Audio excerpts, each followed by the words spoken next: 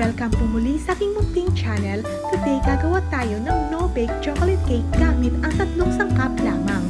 At bago ako magsisimula, don't forget to click the subscribe button below and click the notification bell para ma-update ko kayo sa susunod nating tipid desserts. At ngayon, magsisimula na tayo. 3 sangkap lamang ang ating kailangan. 1 pack of chocolate biscuits, 1 tablespoon of baking powder, and 1 cup of Evap. Unang gawin, durugin natin ang biscuits. Then, ilagay sa ating mixing bowl.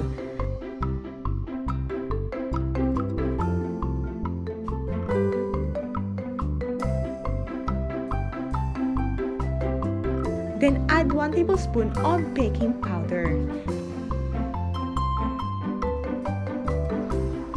Haluin mabuti.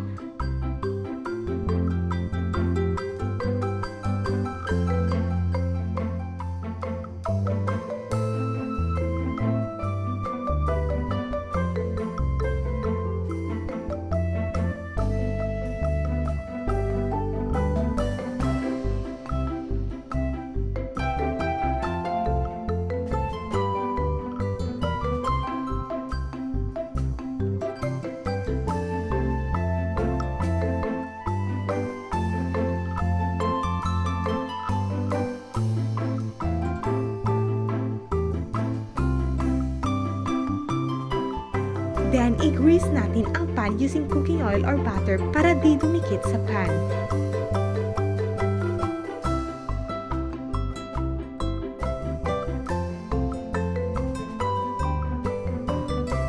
Then, huwag kalimutang itap ng ilang beses para ma-remove ang bubbles. Then, i-steam na natin. After a few minutes, let's do the toothpick test.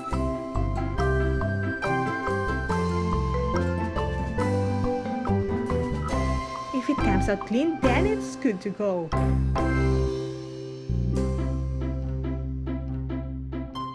Cut ko lang into half para malagyan ng filling sa gitna. This is optional guys, lagyan ko lang ng ganache. Madali lang gawin to, just mix butter, flour, and Milo powder with sugar at lutuin in a very low heat.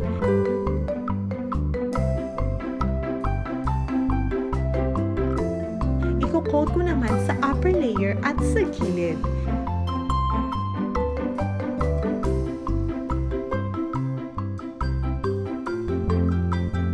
Then, let's top some sprinkles for a more mouth-watering look.